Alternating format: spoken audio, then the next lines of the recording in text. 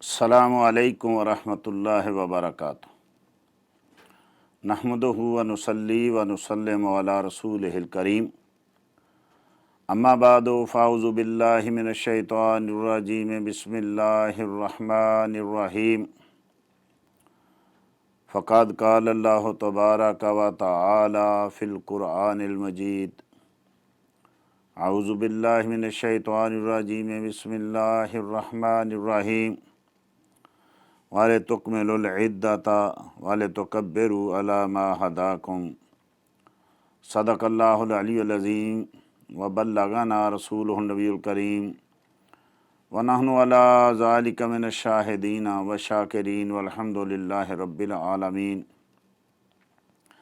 ان اللہ وملائکتہ یصلون علی النبی، یا ایہا الذین آمنوا صلوا علیہ وسلموا تسلیما۔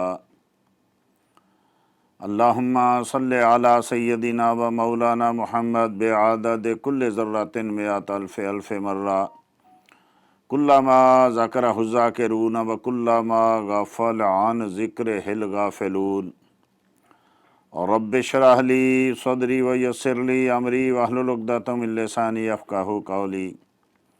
سبحان ربک رب العزۃ عما یصفون وسلام علی المرسلین والحمد للہ رب العالمین۔ مولایا صلی وسلم دائما ابدا علی حبیبک خیر الخلق کلہم، هو الحبیب الذی ترجی شفاعتہ لکل حول من الاحوال مقتحم۔ اللہ جل مجد الکریم کی حمد و ثناء اور حضور نبی اکرم نور مجسم رحمت دو عالم صلی اللہ تعالی علیہ وآلہ وصحبہ وبارک وسلم کی ذات اقدس پر ہدیۃً تحفۃً درود و سلام کے بعد عید الفطر آ رہی ہے، اس کے مختصر کچھ مسائل اور جو آج کل یہ نوازل پیش ہو رہے ہیں ان کے بارے میں کچھ عرض کرنا چاہتا ہوں۔ عیدین کی رات، عید الفطر اور عید الاضحیٰ، ان کی راتیں جو ہیں بڑی برکت والی راتیں ہیں۔ ان میں جاگنا، عبادت کرنا، تیاری کرنا عید کی، یہ بہت بابرکت ہے۔ فرمایا گیا وہ راتیں جن کو زندہ کرنا چاہیے، جاگنا چاہیے، ان میں ایک رات عید الفطر کی رات ہے۔ ویسے بھی یہ رمضان کی عبادت کے جو ہے اس کے انعامات کی رات ہے۔ افسوس کہ اس عبادت کی رات کو خاص ہم پورے رمضان کے عبادات کو ضائع کر دیتے ہیں، بجائے اس کے کہ عبادت کریں۔ ایسے لگتا ہے جیسے آج ہی شیطان کھلا چاند نظر آیا اور چاند رات کو لوگ بے پردگی، بے حیائی، ہلہ گلے میں شامل ہو گئے۔ بے پردہ عورتیں بازاروں کو کہ چاند رات ہے، خرید و فروخت کرنی ہے۔ نوجوان جو ہیں وہ بھی اسی طریقے سے ساری رات ناچتے گاتے گزار دیتے ہیں اور سمجھتے ہیں کہ خوشی کی رات ہے، یہ رب کے شکرانے کی رات ہے کہ رب نے ہمیں رمضان المبارک میں عبادت کی توفیق عطا فرمائی، تراویح کی توفیق عطا فرمائی، قرآن سننے اور پڑھنے کی توفیق عطا فرمائی۔ لیلۃ القدر جیسی رات وہ عطا فرمائی، اس کے شکرانے کی رات ہے۔ اس رات کو عبادت میں گزارنا چاہیے۔ صبح ہو سکے تو جماعت کے ساتھ فجر کی نماز پڑھیں، پھر غسل، خوشبو، مسواک وغیرہ کر کے نئے کپڑے ہو سکیں تو، نہیں تو دھلے ہوئے صاف کپڑے۔ اس کے بعد گھر سے کوئی میٹھی چیز کھا کے نکلنا۔ نبی کریم صلی اللہ تعالی وسلم کی مبارک سنت ہے، آپ عید البقرہ، عید الاضحیٰ کو بغیر کچھ کھائے نکلتے تھے اور عید الفطر کو کچھ کھجوریں کھا کے طاق عدد میں گھر سے نکلتے تھے۔ راستے میں تکبیرات کہتے ہوئے جانا، بجائے اس کے کہ لوگوں سے گپیں ہانکتے ہوئے جانا اور ہنسی مذاق، ٹھٹھا مذاق کرتے ہوئے جانا، کھیل تماشا کرتے ہوئے جانا۔ تکبیرات پڑھتے ہوئے جانا اور پھر راستہ بدلنا، जाते हुए और रास्ते से, आते हुए और रास्ते से। ये राहें, ये रास्ते, ये सड़कें, ये गलियां, ये गवाही देती हैं और क़यामत के रोज़ गवाही देंगी कि इसने ऐ बारी ताला हम पे तेरा ज़िक्र किया था। हर गली की नुक्कड़ पे फरिश्ते खड़े होते हैं, एक फरिश्ता दूसरे को सुपुर्द करता है। तो इसलिए जब ये मसला साबित हो गया कि ईदैन के दिन रास्ता बदलना, तो क्यों बदलना? एक तो ये कि मुसलमानों की शान, इज़्ज़त, रिफ़त ज़ाहिर हो, नए कपड़े पहन के तकबीरात कहते हुए जौक दर जौक, ग्रोह दर ग्रोह जा रहे हैं। दूसरा ये कि अगर ये नेकी की गवाही देती हैं ये गलियां, ये बाज़ार, ये सड़कें, ये रास्ते, ये दरख्त, ये पत्थर, तो इसका मतलब है बुराई की भी ये गवाही देंगी कि मेरे पे ये जो है आदमी ने गुमराही की है, मेरे पे ये जुल्म किया है। तो इसलिए हमें हमा वक़्त चलते फिरते इन चीज़ों का ख्याल रखना चाहिए। ये मत सोचें कि कोई सुन नहीं रहा, कोई जान नहीं रहा। ये रास्ते, ये दरख्त, ये पत्थर, जैसे हदीसी में आया ना कि फरमाया अजान ऊंची आवाज़ से दो, जहाँ तक तुम्हारी अजान की आवाज़ जाएगी वहाँ तक दरख्त पत्थर सब गवाही देंगे। ऐसे ही बेहयाई, जहाँ तक गाने की आवाज़ जाएगी, बेहयाई की आवाज़ जाएगी, गाली गलोच की आवाज़ जाएगी, खेल तमाशे की आवाज़ जाएगी, वो भी गवाही देंगे। अल्लाह हमको महफूज रखे। ईद की नमाज मैदान में पढ़ना सुन्नत है, मजमा आम में पढ़ना सुन्नत है। अगर कोई मजबूरी हो तो मसाजिद में पढ़ना सुन्नत है। ईद की नमाज जो है उससे पहले, जैसा मैंने अर्ज़ किया, रास्ता आते जाते बदलना है, उससे पहले सदका करना। बिलखसूस जिसने ज़कातुल फ़ितर या सदका फ़ितर नहीं अदा किया, वो नमाज ईद से पहले पहले कर ले। नमाज ईद के बाद सदका फ़ितर नहीं होता, देना तो है, ये नहीं कि वो माफ़ हो जाएगा, लेकिन वो सदका फ़ितर का सवाब नहीं मिलेगा। नमाज ईद सुन्नत मुअक्कदा है या वाजिब, दोनों रवायतें हमारे अहनाफ से मरवी हैं, और ये जमात के साथ होती है, इनफरादी तौर पे नहीं होती। बग़ैर अज़ान और इकामत के होती है। यही सुन्नत है और यही उम्मत मुहम्मदी अलैहिस्सलातु वस्सलाम का मतवारस अमल है। हाँ, ऐलान वगैरह कर सकते हैं, जैसे बाज़ औक़ात नबी करीम सल्लल्लाहु अलैहि वसल्लम किसी ख़ास मौके पे इकट्ठे होते तो अस्सलातुल जामिया कहते।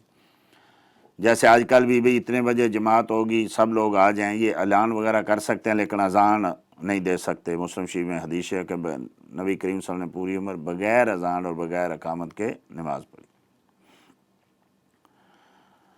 फिर इसका तरीका ये है कि इसमें दूसरी नमाज़ों से कुछ ज़ायद तकबीरात हैं। हमारे उलमाए अहनाफ कसरमुल्लाह ताला फ़िद दारैन के नज़दीक 6 तकबीरात ज़ायद हैं। इसका तरीका ये है कि कानों तक हाथ उठा के, हाथ नाफ के नीचे बांध के सना पढ़ी जाए। उसके बाद इमाम जो है तकबीर कहे, अल्लाहु अकबर, कानों तक हाथ ले जाए, फिर छोड़ दे, फिर अल्लाहु अकबर कह के कानों तक हाथ ले के जाए, फिर छोड़ दे। फिर 3 तकबीरें जो हैं ये ज़ायद कहनी है, और उसके बाद तावुज़ व तस्मीया आहिस्ता, और फिर सूरह फातिहा बुलंद आवाज़ से और उसके साथ ज़म्मे सूरत करनी। कोई भी सूरत पढ़ सकते हैं। दूसरी रकअत में जब उठेंगे तो फिर सूरह फातिहा से शुरू करके साथ ज़म्मे सूरत करके रुकू से पहले 3 तकबीरें फिर ज़ायद कहनी है, उनमें रफ़ा यदैन करना है। नमाज ईद पढ़ने के बाद खुतबा है, जैसे जुमे का खुतबा पहले होता है, ईद का खुतबा बाद में होता है। इसमें ये भी 2 खुतबे दिए जाएंगे। खुतबे में नमाज ईद के मसाइल जो हैं वो सदका फ़ितर की फजीलत, नेकी की तरवीज, अमर बिल मारूफ, नही अनिल मुनकर, इस्लाम की और नबी करीम सल्लल्लाहु अलैहि वसल्लम की शान अज़मत बयान की जाएगी। नमाज ईद के खुतबे के बाद दुआ मांगी जाएगी, एक दूसरे से मिलेंगे, मुसाफ़ा, मुआनका और एक दूसरे को मुबारकबादी, अल्लाह तेरी नमाज़ को कबूल फ़रमाए, दूसरा दूसरे को कहे अल्लाह तेरी नमाज़ को कबूल फ़रमाए, अल्लाह इस दिन मुसलमानों को इज़्ज़तें अता फ़रमाए। अब चंद नवाज़िल हैं जो आजकल पेश आ रहे हैं। उनमें एक सबसे बड़ा मसला ये है کہ چونکہ کرونا بیماری کی وجہ سے مساجد بند ہیں، کہیں جزوی طور پہ بند ہیں اور کہیں کلی طور پہ بند ہیں، ہر طرف سے یہ سوال آ رہے ہیں کہ کیا نماز عید گھروں میں پڑھی جا سکتی ہے؟ تو اس میں علماء کا اختلاف ہے۔ امام شافعی رحمۃ اللہ تعالی علیہ کہتے ہیں کہ اگر قضا ہو جائے تو اس کی قضا کرنی ہے، اور یہیں سے علماء نے کہا کہ امام شافعی رحمۃ اللہ تعالی نفلی نماز کی قضا کو بھی ضروری قرار دیتے ہیں۔ امام مالک رحمۃ اللہ تعالی علیہ کے نزدیک قضا کریں نہ کریں ایک جیسے، کریں تو بہتر ہے۔ احناف کے نزدیک جو ہے اس کی کوئی قضا نہیں ہے، اگر امام کے ساتھ آدمی نماز نہیں پڑھ سکا تو اکیلے نہیں پڑھے گا، اور عید کی نماز گھر میں نہیں ہوتی، جیسے جمعہ کی نماز گھر میں نہیں ہوتی ایسے عید کی نماز بھی گھر میں نہیں ہوتی۔ آج کل کچھ لوگ جو ہیں علماء کے اختلاف کے باوجود، جو علماء کا اختلاف ہے ٹھیک ہے، کوئی مالکی یا پڑھے کوئی شافعی یا پڑھے، اپنے امام کے قول پہ عمل کرے۔ کچھ لوگ جو ہیں وہ حضرت انس بن مالک رضی اللہ تعالیٰ عنہ سے روایت جو امام بخاری رحمۃ اللہ تعالیٰ علیہ نے اپنی صحیح میں نقل کی ہے تعلیقاً اور مختصر، کہ امام انس بن مالک رضی اللہ تعالیٰ عنہ عید کے دن اپنے گھر والوں کو، اہل و عیال کو اکٹھا کرتے اور گھر میں نماز پڑھتے۔ اس سے کچھ لوگ استدلال کر رہے ہیں کہ سیدنا انس بن مالک سے ثابت ہے، لہذا گھر میں نماز عید جو ہے وہ پڑھ سکتے ہیں، حالانکہ یہ مسئلہ ایسا نہیں ہے۔ حضرت سیدنا انس بن مالک اصل میں الزاویہ ایک بستی ہے بہت بڑی، یہ بصرہ کے قریب تقریباً 6 میل دور ہے، وہاں ایک قلعہ تھا، باغات تھے اور پورا ایک بہت بڑا گاؤں تھا، اور انس بن مالک رضی اللہ تعالیٰ عنہ کے تو اپنے گھر والے جو تھے، اپنے اہل و عیال جو تھے وہ بھی 20 میں تھے، اس لیے کہ یہ نہیں ہے کہ وہ 2 4 5 تھے اور گھر میں نماز پڑھ لیتے تھے، ایسا نہیں، لوگوں نے اس کو غلط معنی دیا۔ یہ تفصیل کے ساتھ امام بہقی نے اس روایت کو نقل کیا ہے باسند، اور اسی طریقے سے امام ابن ابی شیبہ نے بھی نقل کیا۔ تو وہ مسئلہ یہ نہیں کہ یعنی مسجد نبوی میں نماز ہوتی ہے، سیدنا انس بن مالک حاضر نہ ہوتے تو گھر میں نماز پڑھ لیتے، بلکہ سیدنا انس بن مالک الزاویہ بستی میں رہتے تھے، یہ بصرہ کے قریب تھی، کبھی آپ تشریف لے جاتے اور کبھی چونکہ دور پڑتا تھا نہ جاتے، تو وہاں اپنے گاؤں میں اپنی بستی میں، بہت بڑی بستی تھی، آج یعنی چھوٹا گاؤں نہیں تھا، یہ وہی جگہ ہے جہاں اشعث اور حجاج کے درمیان معرکہ ہوا تھا، تو وہاں سینکڑوں لوگ تھے اس بستی میں اس دور کے مطابق، بلکہ ممکن ہے ہزاروں ہوں۔ تو وہاں سیدنا انس بن مالک یعنی فی منزل ہی کا معنی یہ ہے کہ اپنے اس گاؤں میں، اپنے قلعے میں نماز پڑھا کرتے تھے، نہ کہ اپنے گھر میں کسی محلے میں، کہ اپنے غلام کو اکٹھا کیا، عبداللہ بن عتبہ کو کہا نماز پڑھاؤ، اور 5 6 جیسے لوگوں کے ذہن میں شاید 5 6 لوگ ہوں گے، ایسا نہیں تھا، بلکہ جمع غفیر ہوتا تھا، اور جو عید کی شرائط میں ہے وہ پوری ہوتی تھی۔ خلط مبس کرتے ہیں لوگ حدیث کا نام لے کے، اور آج کل آپ دیکھیں گے ہر دوسرا آدمی جو ہے اس اثر کو لے کے کہہ رہا ہے کہ گھر میں نماز عید ہو جاتی ہے، تو گھر میں نماز عید نہیں ہوتی، نہ نبی کریم صلی اللہ تعالی وسلم نے پڑھی اور نہ ہی کسی صحابی رضی اللہ تعالیٰ عنہ سے صحیح سند کے ساتھ یہ مروی ہے۔ انس بن مالک رضی اللہ تعالیٰ عنہ کی روایت میں نے عرض کر دی، باقی تابعین سے دونوں قسم کی روایتیں ہیں، پڑھنے کی بھی، نماز عید کو قضا کرنے کی بھی اور نہ کرنے کی بھی، جیسا حضرت سیدنا امام بخاری رحمۃ اللہ تعالی میں حضرت عطا سے نقل کیا کہ وہ بھی پڑھ لیتے تھے۔ تو دیکھیے، ایک تو یہ ہے کہ یہ تابعی ہیں، اور امام اعظم ابو حنیفہ رضی اللہ تعالیٰ فرمایا کرتے تھے جو اللہ کے رسول کی طرف سے بات آئے ہمارے سارے آنکھوں پہ، صحابہ کی طرف سے آئے ہمارے سارے آنکھوں پہ، اور اگر تابعین کی طرف سے آئے تو وہ بھی تابعی، میں بھی تابعی، ہم رجال ونحن رجال، وہ بھی آدمی میں بھی آدمی، پھر ہم ایک جیسے ہیں، پھر اس کی بات ہم پہ کیسے یعنی جو ہے وہ ایک دلیل بنے گی۔